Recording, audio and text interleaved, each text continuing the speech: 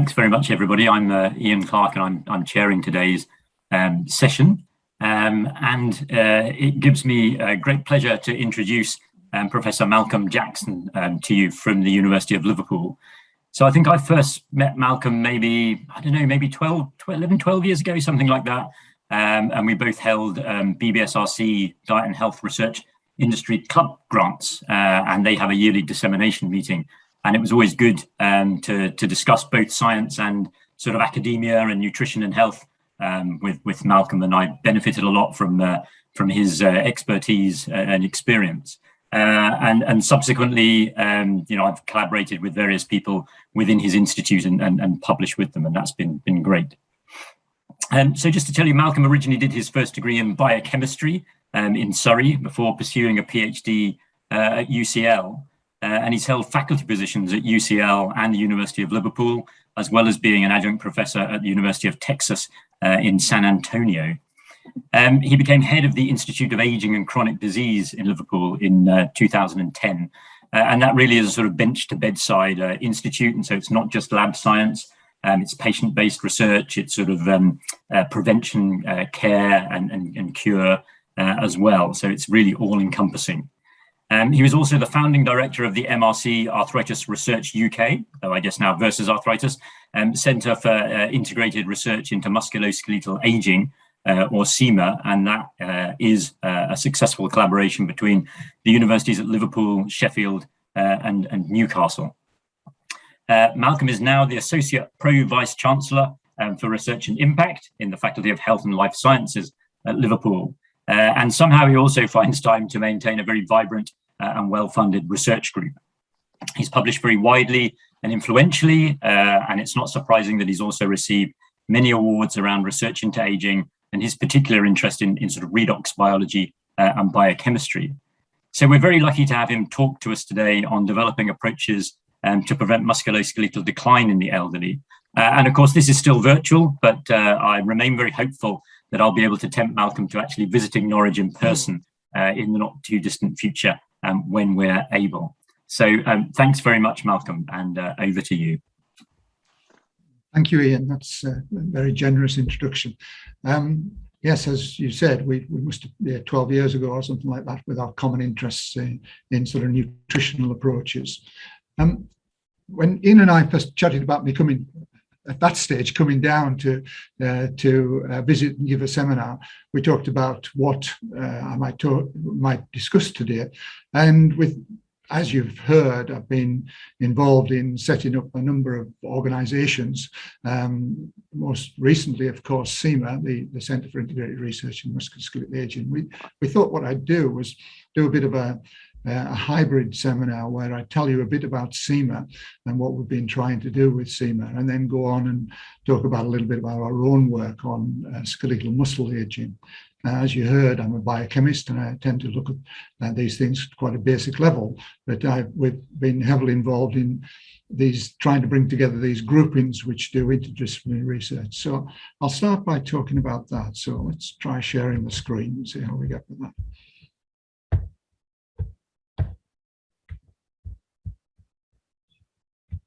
So if someone could tell me if they can see that and if it's projected. Yeah, that's fine, Mark. Okay, all right. So we've called the title Developing Approaches to Prevent Musculoskeletal Decline in the Elderly, as I said. And I'll start by talking about the MRC Versus Arthritis Centre as it is now.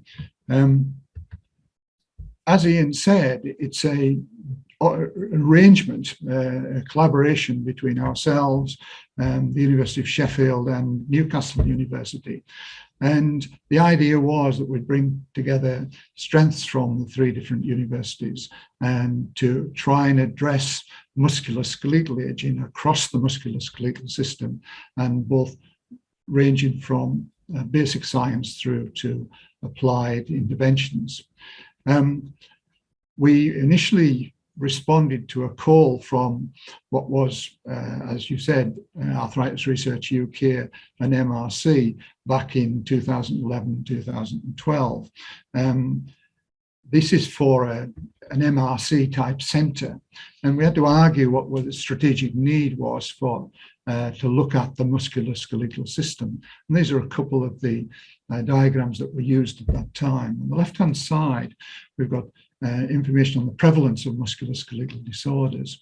This is quite old data from 2006, but you can see that as we age, the rate of musculoskeletal disorders, this is self-reported musculoskeletal disorders, so we're talking about things like osteoporosis, osteoarthritis, age-related muscle loss, sarcopenia, and other musculoskeletal systems. But by the time we get into our 60s, about 30% of us are actually reporting musculoskeletal problems. And that's right up there with cardiovascular problems, but very well above the sort of rates of diabetes and endocrine metabolic problems. When we actually, on the right-hand side, look at what that means in terms of the effect on health, the burden on health, you can see the musculoskeletal disorders from this figure that was in the Lancet in 2013, musculoskeletal disorders in the green.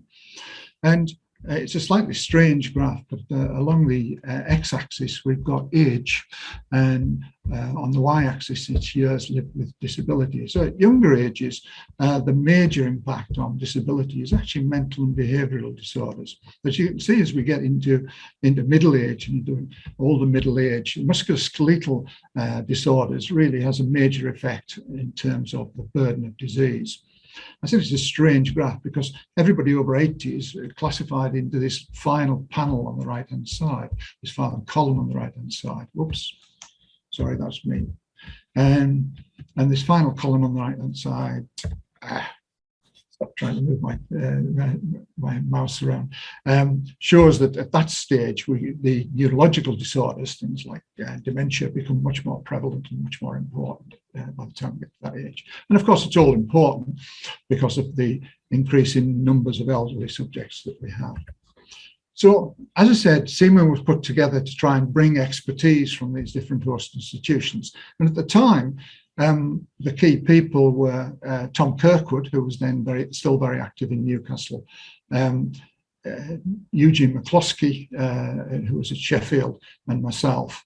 And we started the Institute of Aging and Chronic Disease, so embedded CIMA within that. We were bringing really expertise that Ian's aware of in the muscle area, which was the sort of work that we do, but also Pete Clegg's expertise in tendon and also some expertise in collagen and in osteoarthritis. Newcastle brought its big expertise in aging, basic aging, and also then very good clinical work on rheumatology and osteoarthritis. But the Mellenby Centre in Sheffield was really bringing bone expertise. And so we argued that by trying to bring these together, we could cover the whole musculoskeletal system. What we did was set up a series of work packages, as you do in this sort of situation. One on the left-hand side was around integration of mechanistic research programs. We thought we could achieve a lot by trying to integrate them. And then there's an issue if you try to address the whole musculoskeletal system of assessment. So work package 2 was around assessing the whole musculoskeletal system. Work package 3, we thought when we started we would need to develop cohorts. In fact, we did very little in this area in the end because of the people be aware of the large number of cohorts, aging cohorts that there are around, funded by the MRC and others, and making an argument that we needed to have even more of these large cohorts was very difficult to do. We then, under work package 4, we're looking to see how things that were already established for interventions to preserve bone or preserve joints were affecting the other musculoskeletal tissues. And work package 5 was around lifestyle. We underpinned all of that by training, and as Ian knows very well, we started an MRes in musculoskeletal aging, which still runs, and we used that as the first year of our PhD program. In that first 5 years, it was interesting what developed well, and the area which really benefited from having this integrated approach and using common methods and common techniques was actually around epigenetics. And so these are 3 areas that we felt we'd done very well in. John Laughlin in Newcastle was the big driver behind that. And this was put together as part of the renewal. On the translational side, it was a bit more difficult to identify exactly where our achievements had been, but there was certainly some work around microRNAs, which we were proud of. We'd spent a lot of time, as I said, trying to develop tools that would allow us to assess the whole musculoskeletal system. And we published a SEMA toolkit. It's a very comprehensive toolkit and really probably not that practical for what we're wanting to do unless you've got the massive facilities that are available through the integration of these three universities. And then we also did some work on inflammation and using approaches that have been elsewhere, like selenium supplementation for nutritional purposes, and look at their effects on musculoskeletal health. We then had to argue that in 2017, why there was still a strategic need for us to have a centre like this. And these are the arguments we put together. We still need to understand how ageing affects and how interventions would modify the decline of the whole musculoskeletal system. We still feel that effective interventions really need to address all musculoskeletal tissues rather than just one. The big issue is that, of course, the vast majority of UK research focuses on single tissues. And we argued that we'd successfully integrate expertise in these different areas. And so we felt that going forward, we try and build on these plans. And we were successfully renewed again by the MRC in 2017. So this is the new SEMA, again, Liverpool, Newcastle and Sheffield, down here on the right-hand side. Examining bone, muscle, cartilage and tendon and trying to understand how aging mechanisms are affecting these tissues and how we might utilize that to improve musculoskeletal health. So these are the objectives that we're working on at the moment. They're building on the things we did well in the first 5 years. So epigenetics is still very high profile. Interventions based on physical activity, nutrition, anti-inflammatory, and potentially also age-retarding agents such as compounds that are affecting senescence and so on. Really, we're trying to build this SEMA training program. The reason for that is that the MRC accept that there's a lack of critical mass in this area. And I'll talk in a moment or two about the issues around funding in the area, and then to expand our engagement activities. So these are the different themes that we're working on: mechanisms and targets, interventions and outcome, and then the training themes I've said already. One of the issues around these MRC and charity centres is how much money they provide. And actually in the first 5 years, they gave us $2.5 million. In the second 5 years, they gave us $2 million. That sounds like a really large amount of money. But when you spread that across three centres, 3 university centres, and you try to actually cover the whole of the area from basic science through to interventions, it doesn't go very far at all. The way that we tried to address that was by putting it very much into studentships. And so we've had 18 fully funded PhD studentships. We were able to leverage some of these studentships from the universities on the basis of the MRC Centre. And we've had only development grants, only pump priming grants is all we've been able to afford. This level of grant doesn't allow you to do large studies as such. And most importantly, we've targeted travel grants to work in for individuals to work in other SEMA centres. The PhD studentships have proven to be the way that we drive the research forward, because of course we can actually award them in specific areas, and we also award them to people, a PI in one institution, but the co-Is have to be in one of the other collaborating institutions. So that means that we have to encourage and push collaboration across the 3 centres and try and bring people together. That seems to work pretty well in some areas, as I've said. The MRC actually told us we shouldn't be trying to support too many clinical people in this area during the renewal, but actually encouraged us to do a lot more training of postdocs. And so we've started to do that. We've only got a small number of key appointments, such as the centre manager. We've got our own biobank, musculoskeletal biobank. And then this SEMA toolkit that we've developed, we're trying to do a lot more work in that area as well. And also we're keen to try and do more work with industry and other academic partners. So this is our key messages. We're integrating across these institutions, across the musculoskeletal tissues and across disciplines. We're actually now only focusing on areas where we think this integrated cross-institution approach works and is beneficial. And as I said, this is areas where it's useful to actually share techniques, share samples, and so on, and where by bringing together the expertise across the three universities, we can do better interventions. The training program, we've been running this MRA. It's been very difficult to get large numbers of students into that. Musculoskeletal aging isn't a particularly attractive area, apparently for students at a master's level. We've currently brought in more around exercise and training into this to try and expand the range of students that might be interested. But it's proving quite difficult. I mean, the maximum number of students we've ever had on this is 12 in a year to do the MRes, and that's hardly viable across three universities. And then we're doing a lot more on public engagement and industry. So that's really all I want to say about the SEMA Centre. We do obviously some outreach as well, and we're very proud of our MOOC. It's on the Future Learn platform. We've got a MOOC called the Musculoskeletal System, the Science of Staying Active into Old Age. And if anybody's interested in that, it's really been very well received indeed, and it utilises expertise from across the three universities. Okay, so as we said at the very beginning, my own research is in skeletal muscle, and particularly around redox and redox regulation of skeletal muscle. And it's been dealing with a number of different issues. One of them has been how skeletal muscle responds to exercise and the redox pathways which are activated, the generation of reactive oxygen species during that, and how the muscle responds to those. And in a very short way, what happens is that when we exercise, when our muscles contract, they generate reactive oxygen species, superoxide, and they also generate nitric oxide. And the muscle responds to those by adaptations, mainly stress adaptations, but also things like mitochondrial biogenesis and so on.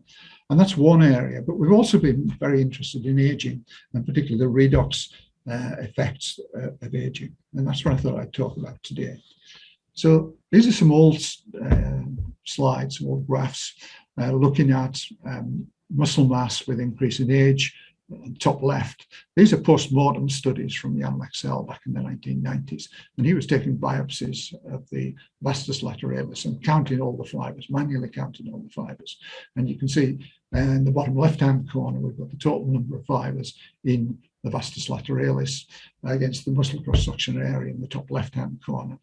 And muscle seems to be maintained up to about 50 years of age and then falls off. And the fall off is partly because of a loss of fibers, as you can see here, but also an atrophy of the remaining fibers. And I'll talk a little bit more about that as we go through.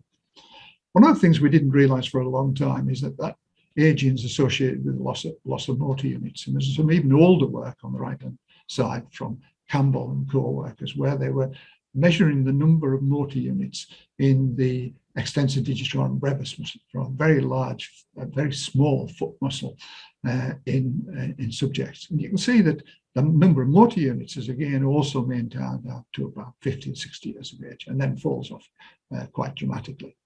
And various people like Matt Pikaski have been doing work on larger muscles in recent years, which confirm this. So for those who aren't into the muscle area, what's a motor unit? Well, a motor unit is the motor neuron, and in the bottom right-hand side, you can see it's the motor unit and all of the fibers that motor neuron innervates. And that's the motor unit. And so every muscle will have a number of motor units, but a motor neuron will actually innervate a number of muscle fibers. And we'll come back to talking about what happens to those with the age in a moment or two. So what happens with aging? I'm going to talk about the relationship between muscle loss and motor neuron loss during the aging, and that's very much going to be at an experimental level.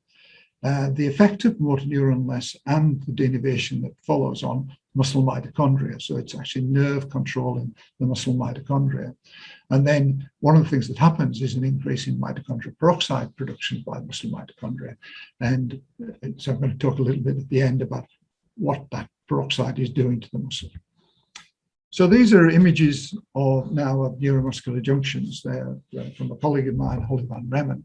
And on the top left-hand side, we've got young and old mice, and we're looking at the three panels of young wild-type mice, old wild-type mice. The top panel is the acetylcholine receptor, showing the typical what's called pretzel-like shape that you see in young animals.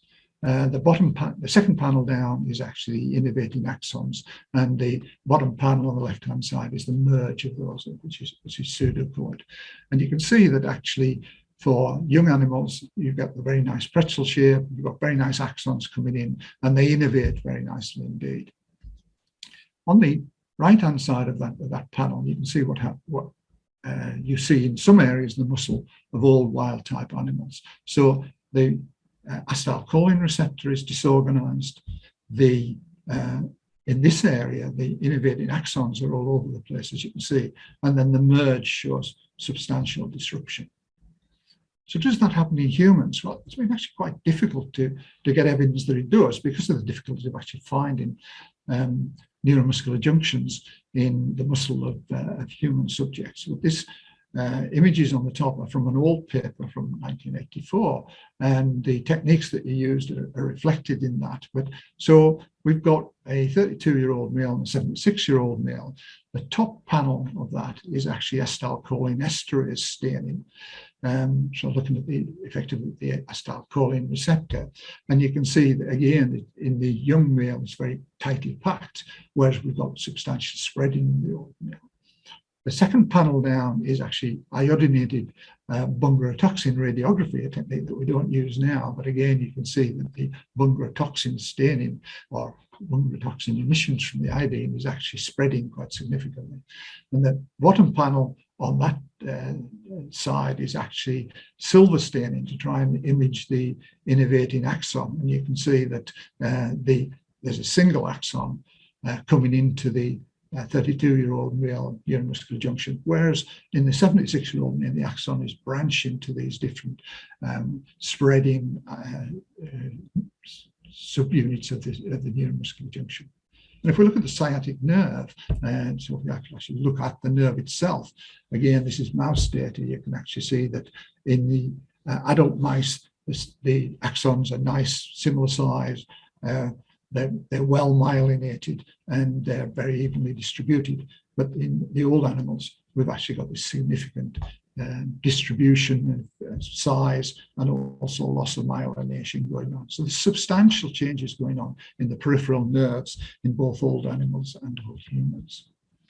We've now got much better techniques to allow us to look at that, mainly due to people who've developed mice which allow us to image the nerves. And so these mice are called Phi1YFP. So they've got a yellow fluorescent protein or the Phi1 promoter in the nerve.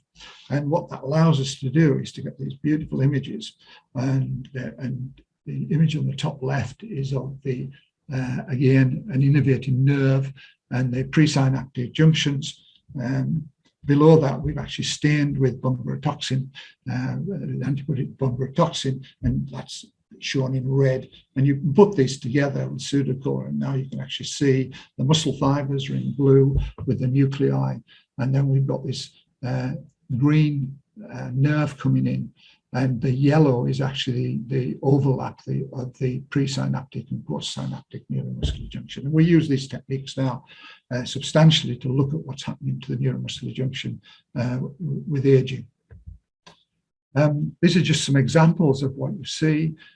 Two different powers. The top panel actually shows the adult on the left and the old animals on the right. And this is showing what is actually a single motor unit with substantial degeneration of the neuromuscular junctions in that motor unit. And then when we look at the single neuromuscular junction, you can see on the left, we've got this nice overlap of a single neuromuscular junction sitting on a muscle fiber. But on the right-hand side, we've got the red of the bungarotoxin coming through, which shows there's a lack of overlap of the presynaptic to the postsynaptic. And you see this in parts of the muscle. I keep saying it's heterogeneous because that's actually what you see, as I'll show later on, in muscle from all animals. So what's the time course of the loss of muscle mass versus the disruption of motor neurons? This is some images from a postdoc who worked with me, George Saccolari, from 2016, looking at the changes in the mouse tibialis anterior muscle with age. And you can see what we've got is the effective weight per body weight, which shows a decline between 24 and 28 months of age. In here, comparing 18 months to 28 months, you see there's no loss of fibers. And on the right-hand side, you can actually see a reduction, significant reduction of fiber area by the time the animals get to 28 months of age.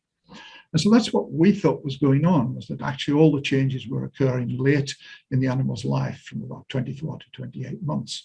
But what George did was did some more detailed studies of fiber numbers, and this is shown here. So he's now looking at the number of muscle fibers in the tibialis anterior between 12 months, 18 months, and 28 months. And what you can see is that we've already lost muscle fibers in these muscles by 18 months of age. And that's maintained out to 28 months. But it's not reflected in the muscle mass. It's actually, the muscle mass is actually maintained, as you can see in the top left, out to 24 months. And the reason for that is that there's an initial hypertrophy. So the bottom graph shows the what's called minimal ferrets diameter, which is a diameter of the muscle fiber, and that increases between 12 and 18 months and then declines significantly at 28 months. So the picture is actually quite complex. It's not just we get out to a certain, these mice get out to a certain stage in their life and they start to lose muscle mass. They actually initially lose muscle fibers. The fibers that are there appear to be capable of hypertrophy and responded, and they maintain that hypertrophy until a certain stage in their lifestyle when they then are unable to do that. We were interested to know what was happening around motor neuron numbers because of this work on motor units that I showed you previously. We've only just in the last couple of years managed to do that. It's a complex slide from a paper which is actually mainly to do with an accelerated aging model, mice lacking superoxide dismutase 1. But the areas ringed show the number motor neuron counts in the ventral horn of wild-type animals at 10 months of age and 18 months of age. And you can see that by 18 months of age, they've already lost motor neurons. So that now allows us to start to put together a time course. So what we've got here is just wild-type mice, and they show this reduced muscle mass up to 30 months of age. This is the accelerated aging model, which I won't talk any more about, the SOD knockout animals. But motor neuron loss is occurring by about 20 months of age. But we also now know that that's associated with a reduction in muscle fiber numbers and initial hypertrophy of remaining fibers. So there's this time period between the motor neuron loss occurring and the functional change that we see in terms of muscle mass. And the explanation for that comes back to motor units. So this is the image that I showed before on motor units, and we're actually showing two separate motor units here. And what happens if we, with aging, is if a motor unit is lost because of the loss of motor neurons, then the first thing that happens is sprouting from the remaining motor units. And so fibers are actually rescued. And so that's the explanation for why the motor neuron loss occurs early. But this change in motor units, it's an expansion of motor units, allows the muscle to maintain its muscle mass over a period of time. There's a number of effects of that. One is that actually this motor unit expansion appears to have a finite capacity. So any motor neuron looks like it can only support a certain number of muscle fibers. So eventually it will fail. But the other thing is that actually motor nerves, which are actually supplying fast muscle fibers, are more susceptible to loss. So the fast motor neurons are more susceptible. And so the sprouting tends to lead to a preponderance of slow muscle fibers. So the motor neurons which are supporting slow fibers are preserved. So that's one of the reasons why the muscle gets slower and it's much less responsive as animals and people age as well. So this motor remodeling appears to be particularly important in the changes that occur in muscle as we age. I said I'd been interested in oxidative stress for quite a while, or redox, and I just put this slide together which shows some of the sort of changes that we see as we age. So in the middle at the top here, we've got the evidence for increased oxidative damage, which people will see. If you look for oxidative damage in aging tissues, then you find it on whatever the tissue is. And so we've got some data here just showing an increase in protein carbonyls, which is the top Western blot in old animals. And then the bottom one is malonaldehyde, which is a marker of lipid peroxidation.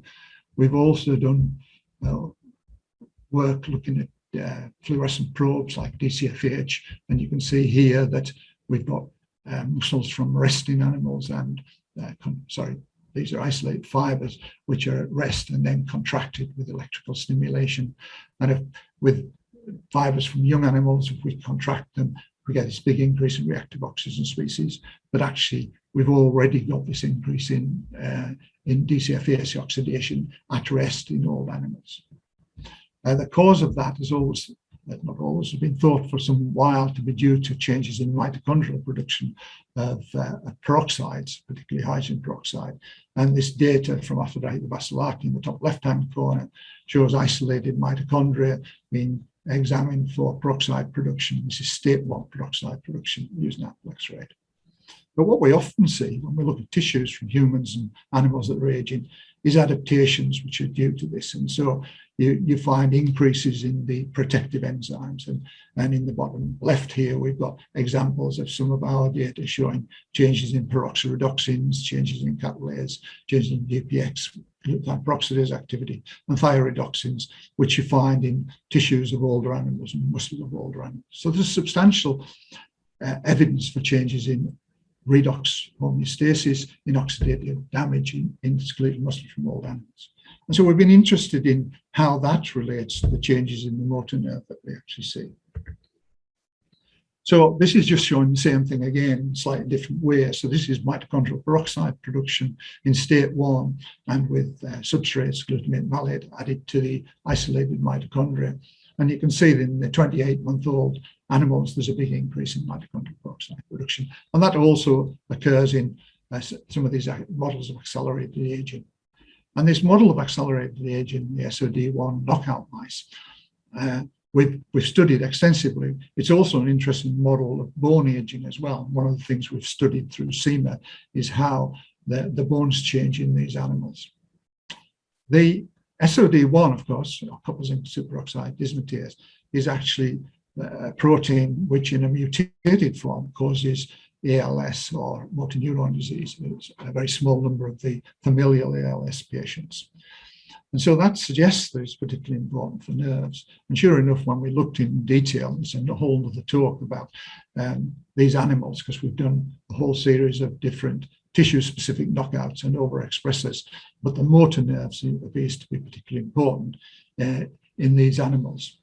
So this suggested to us that maybe the motor nerve is in some way controlling these changes in the muscle mitochondrial peroxide. And when we looked in the literature, what we found was really simple experiment which had been undertaken back in 2007, which fully supports this. And so this was some work from Florian Muller, and all he did was a very simple experiment of cutting I think Florian actually cut the sciatic nerve of the mouse, and then took the muscle from the denervated limb, and then isolated mitochondria and looked at mitochondrial peroxide production. And the top panel here is actually mitochondrial peroxide production, over time following denervation. And you can see in state 1, we get this huge rise in mitochondrial hydrogen peroxide production, peaking at 7 days.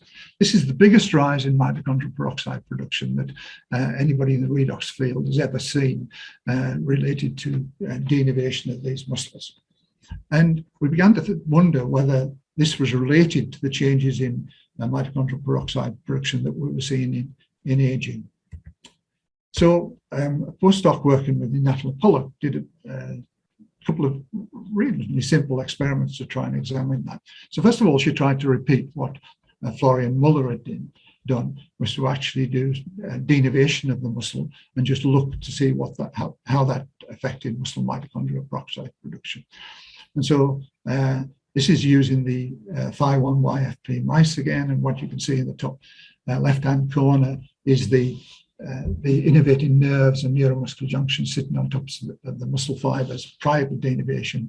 And then she cut in this case, the peroneal nerve, and you can see that the innervating nerve has disappeared entirely.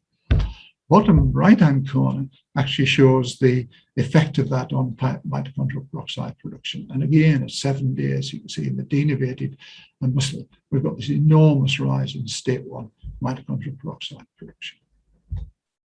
So we begin to think, well, in aging, there appear to be some fibers which are denervated. Is that the explanation for the peroxide production that we see when we take the mitochondria from all of the muscle from aging animals? And Natalie did another elegant experiment to try and examine that. So the peroneal nerve at the top is shown in this collage of fluorescent microscopy images.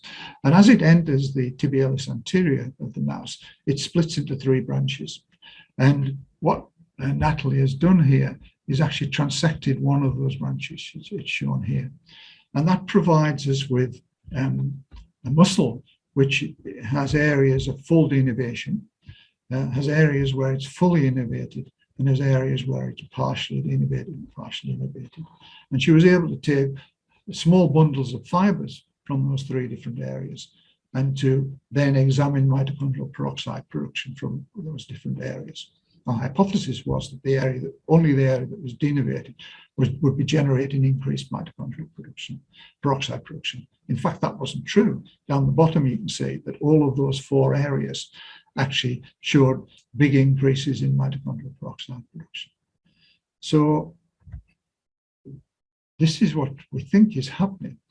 So on the left-hand side, you've got an image over the surface of the tibialis anterior muscle from a mouse. And you can see that there are certain areas where the red is coming through. And so these are denervated fibers.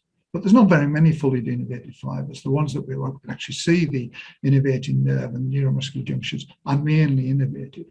And so on the right-hand side was what we were expecting to happen. We got a single fiber potentially, which was denervated, but peroxides were being produced. Hydrogen peroxide can diffuse, and it would be affecting the other fibers. But actually what seems to happen is we get a propagation effect. So even the mitochondria in adjacent fibers are generating increased amounts of peroxides as well as in the denervated area. And we think this is incredibly important in how small areas of denervation are driving changes that are occurring in the muscle as we age. The next question we asked ourselves was, if the mitochondria are producing increased peroxides, what effect does that have on the rest of the muscle? Does it affect the cytosol? Does it affect the nuclei and so on? And that's involved us in a lot of work trying to find ways of specifically looking at cytosolic peroxides. And Caroline Staunton, working with us, used a novel probe called hyperprobe, which is specific for hydrogen peroxide. And she localized it to the cytoplasm, and using the AAV transfection system, she was able to inject this into the tibialis anterior of muscles, and then to do some of these experiments looking at nerve crush. And so what she actually did then was eventually took the muscles and analyzed the mitochondrial production of peroxides as we've done previously, and this is the big increase with nerve crush as previously seen. But when we look at the cytosolic peroxide, what we find there right here, these are individual fibers. I apologize for that. Individual fibers, there's no difference between them at all. So it looks like this mitochondrial peroxide is actually localizing within the mitochondria. It's not affecting. And we thought that was very surprising. But in fact, when we look in the literature, other people have described the same thing. It's because there's such major proteins involved in degradation of peroxides, particularly like the peroxidoxins, which are present in the cytosol. It really doesn't get across from the mitochondria into the cytosol. That's quite different to what happens if you treat cells, muscle fibers, with hydrogen peroxide, where of course you flood the cytosol first of all and deactivate these proteins. Okay, what does happen? Well, the muscle does respond to this big increase in peroxide production, and so these are some of the proteins you expect to respond to peroxide production. Glutathione peroxidase goes up over 7 days. Thyrodoxine reductases go up over a similar period of time. We don't see changes in the SODs because, of course, the superoxide isn't being involved. And we also see a lot of these stress proteins, HSP25, HSC70, and so on, being elevated. So the muscle's responding, and we see increases in all of these in aging muscle. So this is my last slide, effectively, just to try and pull together what we think is going on. We think these minor episodes of denervation, as we're actually showing here. So we're showing a loss of this one axon here to this neuromuscular junction, leads to a localized increase in mitochondrial peroxide production. As an aside, we think that the primary purpose for that, if there is a purpose for it, is actually to stimulate axonal growth and potentially repair the muscle, repair the neuromuscular interaction. Peroxides can stimulate axons to sprout and grow at very low concentrations. But if it's sustained, what happens is we get these cytoprotective adaptations, the changes in peroxidoxins and so on, which are meant to protect the muscle. It's altogether another talk to talk about what that does to muscle responses to exercise, to these redox responses to exercise. But we think this is the reason why muscle from old animals and old people show inhibited responses to some types of exercise in terms of these are the redox responses. It has a negative feedback on the NMDA, and so if it's sustained, the other NMDAs locally actually start to degenerate as well. And it also stimulates the changes in the mitochondria with mitochondrial fission and degradation, and those seem to be key to the changes in protein homeostasis which occur, so changes in apoptotic factors and so on, which are released by mitochondria. So we think this is crucial to the changes that are going on with aging in the muscle, which result from the loss of small amounts of innervation in the muscle fiber, which themselves result from loss of motor neurons as we age. So questions that are unanswered at the moment, bottom right here. There's a bit of an issue. Somebody's just realized that the technique that we all use to measure hydrogen peroxide production from mitochondria may not be as specific as we thought it was. And we all assumed Amplex Red was specific, but actually Holly van Remmen's group have described changes in Amplex Red oxidation due to lipid peroxides. So there may be more complex things going on with that. How can the mitochondria generate peroxide, which it doesn't get into the cytosol, but somehow or other affects nuclear transcription? Well, we're starting to try and do some work on that. It looks like it's related to a mitonuclear system that allows signaling, retrograde signaling, like it's described as, which is maybe due to cytokines, for instance, generated. And then the big questions is what on earth might we do about it? Will a reduction in mitochondrial peroxide be beneficial? It's an open question. Certainly antioxidants aren't the answer here. I mean, because the whole of the redox system will be suppressed by what we all know as antioxidants. But mitochondrially targeted antioxidant type materials, things like MitoQ, may well have a role as we go forward, I think. So this is my summary then. Muscle loss during aging is associated with loss of motor neurons and neuromuscular integrity. That loss of motor neurons is associated with remodeling of motor units and loss of muscle fibers. But from our area of interest, the denervation is particularly important, and this causing these changes in mitochondrial peroxide and redox homeostasis in the muscle. And this not only is present in the denervated fibers, it propagates to neighboring innervated fibers. This is compartmentalized, but it does induce major responses in the muscle. We just acknowledge some of the group who've done the work on this. On the photograph on the left, we've got pictures of Anne McArdle and Aphrodite Vasilaki, who worked with me for a number of years. I'll try and identify them. There's two are here. And this is Natalie Pollock, the postdoc who's done an awful lot of the work. And this is Caroline Stott over here. We've also got lots of international collaborators, particularly the ones who've worked with us on the transgenic mice. And I thank you very much for your attention.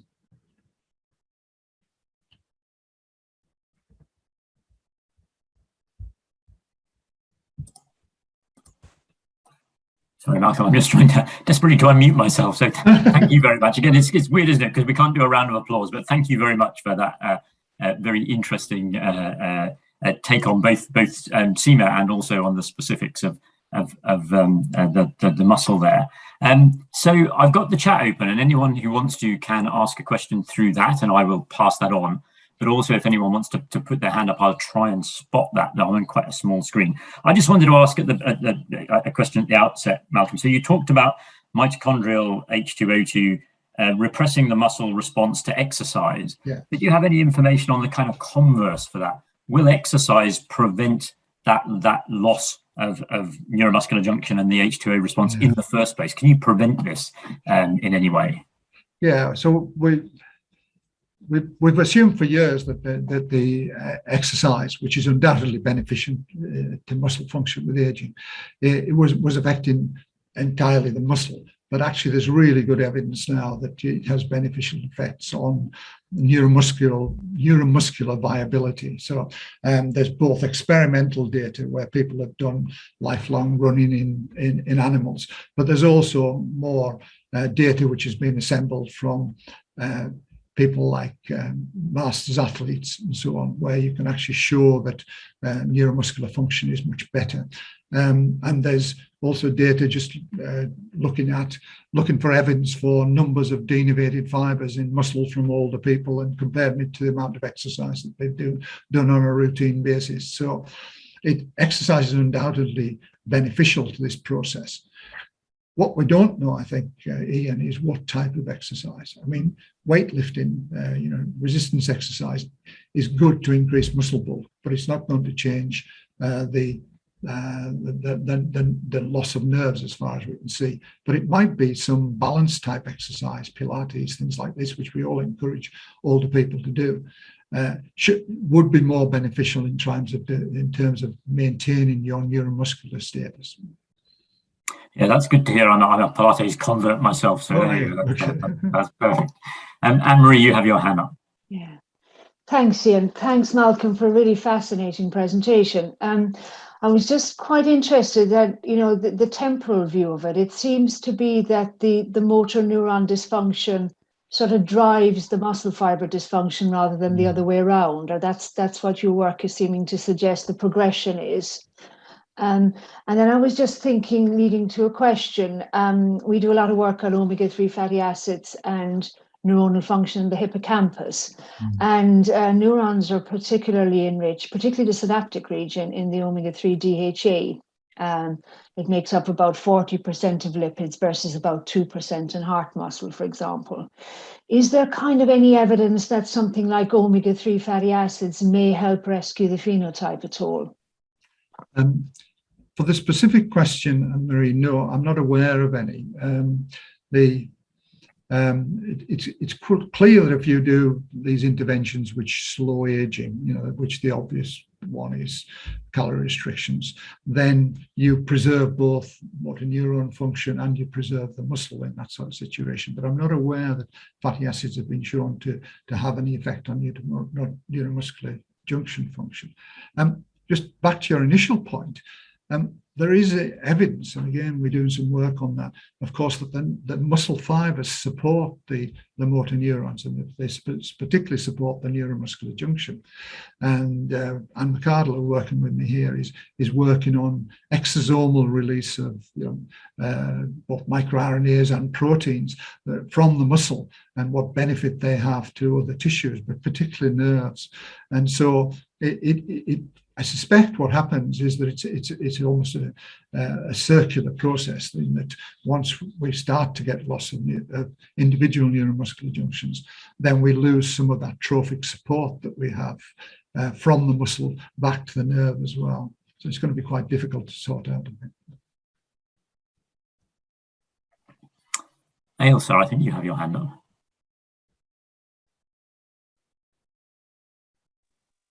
Sorry, I was just trying to unmute. Malcolm, thank you for an amazing talk, and it's really interesting sort of trying to, obviously you're really getting to the bottom of many of the mechanisms of actual muscle change with age. So I'm coming up with this from a much more broad approach, broad brush approach in terms of nutrition, but there's two things I'm thinking about. One is the loss of mitochondria, and we know that that's an issue, and how that influences the muscle contraction, because also if you're losing the mitochondria, you're not generating ATP in the same way.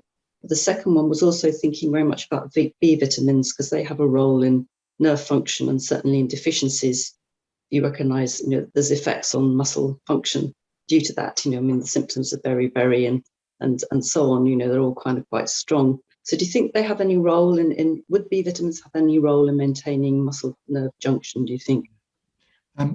Yeah, so of course, one of the reasons why you tend to try and do this work initially in models is because it's you can make things like this simple. And once we get to older people, and we do muscle biopsy studies on older people, then things like the underlying nutritional status, the underlying levels of activity, all these sort of things play an incredibly important role. And it's undoubtedly true that in sarcopenia, as we see it in patients, then their personal nutrition is playing a role in that as well, and kind of have some effect on it. So that's the general point. Coming back to your point, I don't think anyone's looked at B vitamins in this specific context, but just hearing what you're saying, I think it's probably quite an interesting thing to look at, actually, as to whether there could be some preservative effects there. Yes, I'm not sure. There are some. We have some cross-sectional data which we still haven't yet published, but that shows intake data, which is only a sort of particular estimate, but there does seem to be some sort of relationship with some of the vitamins. So yeah, yes, but actually in terms of that's. Anyone else got any other questions? I can't kind of see any. Malcolm, I also wanted to ask you a sort of general question. At the beginning, you were talking about SEMA developing interests in cellular senescence. So is there crossover in sort of cellular senescence and what's going on in the muscle in terms of denervation? Yeah, that is a really interesting question for us. What would a muscle senescence look like?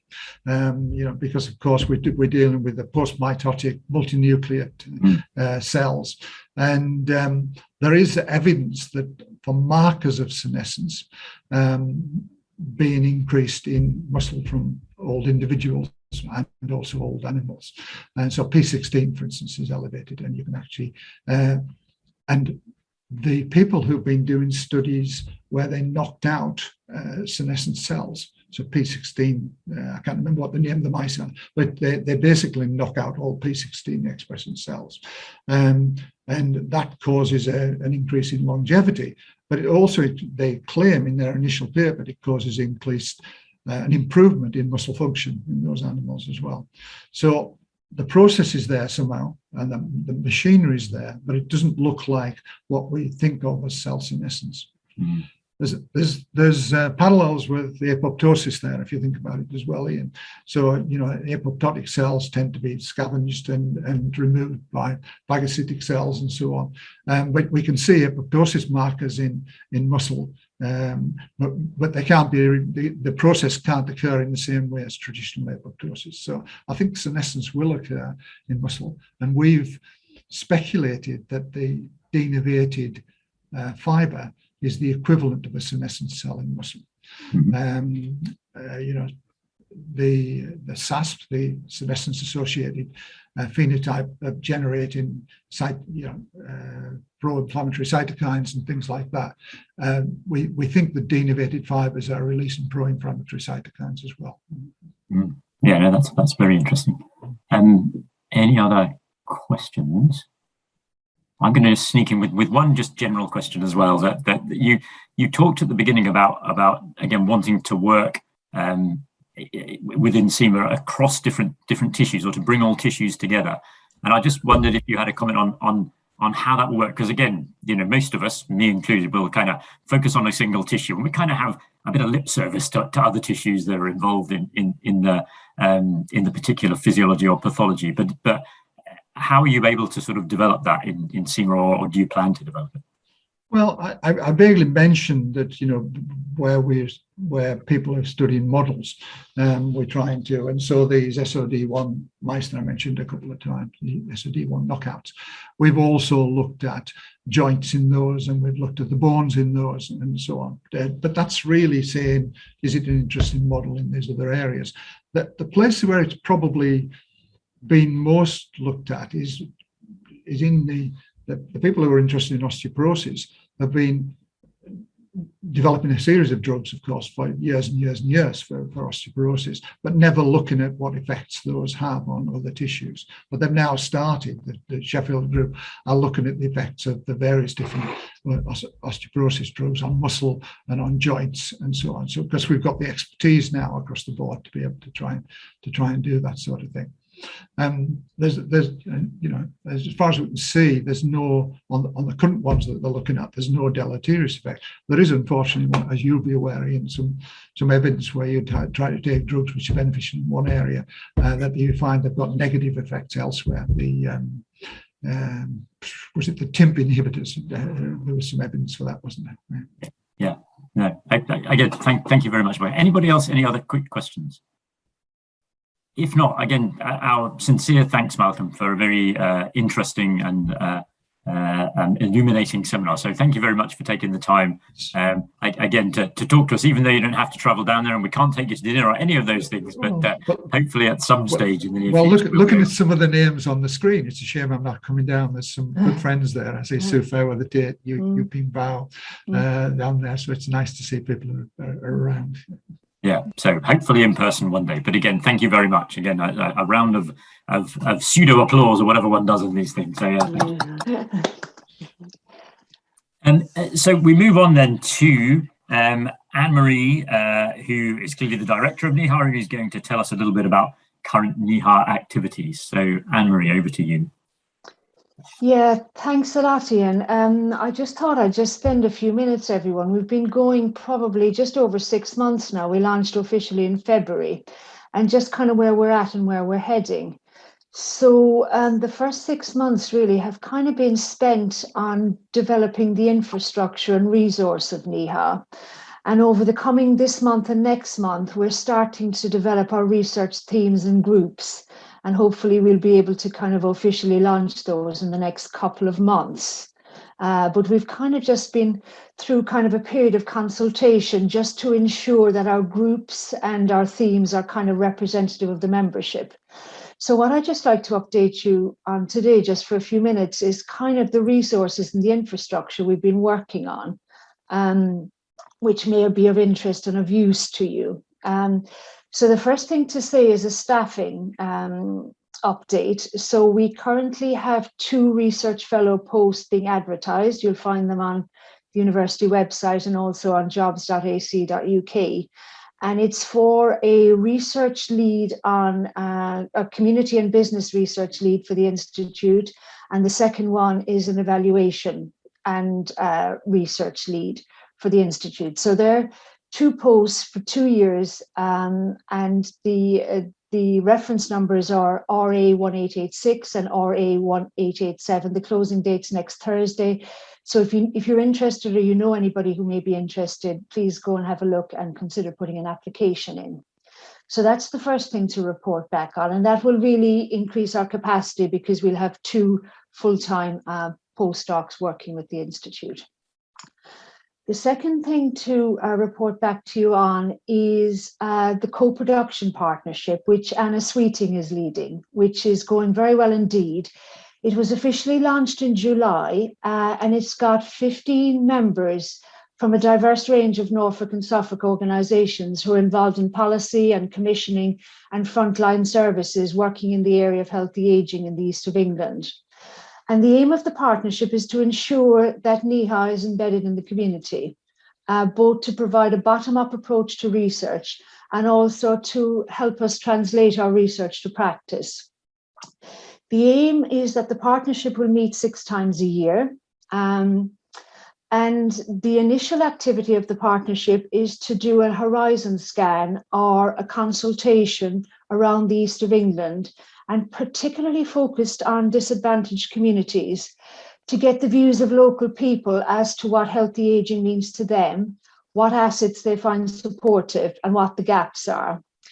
And the whole idea of doing this is that, first of all, it will inform the local ageing well strategy.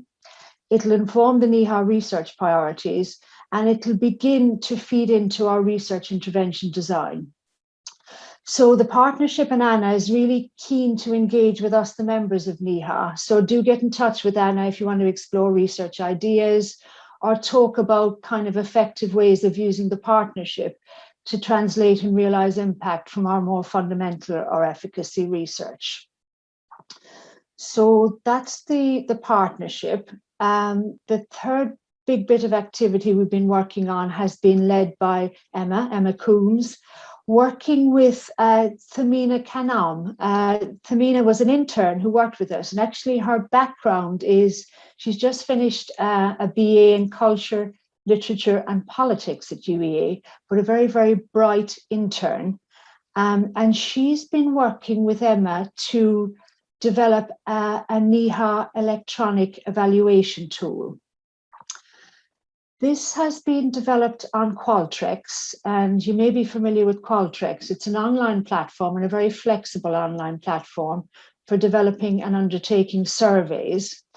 And what we hope to do is to build up a library of validated tools and questionnaire to capture both behavior, things like eating behavior, physical activity behavior, smoking, alcohol consumption, and sleep quality and amount, but also to capture well-being, health and well-being, using validated questionnaires, but bringing them onto this NIHA electronic platform or format. So we've started off actually by uploading things like simple behavioral questionnaires that can be used to support data capture for the Norwich biorepository. So we've uploaded questionnaires such as the NHANES questionnaire in the US and the Norwegian Hunt biorepository questionnaire, which are kind of simple behavior capture tools. We're now going on to upload some more granular, sophisticated behavioral capture tools, which are questionnaire-based. Things like IPAC and CHAMPS for PA, the short form food frequency questionnaire, EPIC food frequency questionnaire for eating behavior, etc. And following that, we'll be adding on some well-being, validated well-being questionnaires, such as the EQ5D, the PHQ-9, the GAD-7 for anxiety, the Human Flourishing Index, for example. And the idea is that these will be a resource for all of us to kind of create bespoke surveys depending on our research or evaluation needs. And that for each individual study, we'll be able to generate a unique URL depending on what questionnaires you're interested in administering. So again, if that's something that's of interest to you, please do get in touch with me or with Emma, and we can kind of update you as to how far we've got and what support we can offer. Actually, the first use of this, along with the biorepository, is we've been successful in a grant application, which is being led by Age UK Norwich. which is all around more joined up use of social prescribing and how that can benefit people in their healthy aging journey in the community. And NIHA is going to be supporting that around evaluation, and we're going to use this evaluation tool. And the last bit to report, I suppose, is we're working up at the moment a grant support writing service for NIHA, which we're hoping to launch later in the year, where us as researchers and PIs will be able to have some dedicated NIHA RA time to support the development of grant applications. And we'll have more details of that coming out in the next month or two. And yeah, the last thing to say is the research groups and teams are beginning to be formulated. So if there's any particular areas you really think this is what NIHA should be doing, we have some ideas, but always open to other ideas. Please do get in touch with me or Anna or Emma, and we can just feed all your ideas into the formulation of the groups and teams that are emerging. So I think that's all I have to say for now, but happy to field any questions and always delighted to take feedback either now or any time at all. So anyone got any questions for Anne-Marie? I can't see any hands up there. No. Again, Anne-Marie, I guess everyone should feel free to send you those on email or comments on email for the future, or to Emma or Anna as well, I guess. Yeah, I mean, we're at the stage where we're still very malleable, the Institute. You know, we're just kind of making sure that where we eventually land is of maximum benefit to all of us, really. So, you know, really open to suggestions and ideas as to really where we should be focusing our attention over the next 12 months. Mm-hmm. So, Ian, thank you very much, everyone, for coming. I just wanted to flag up October's meeting, where the speaker is Kelly Lindsay, who's the director of the Friend Indeed charity, and we'll be talking about the benefits of intergenerational relationships and friendships to encourage healthy aging and support for people living with dementia. So again, please do come along to that, and hopefully there'll be a member section following on from that as well. So again, thank you very much, everybody. Thanks, Ian.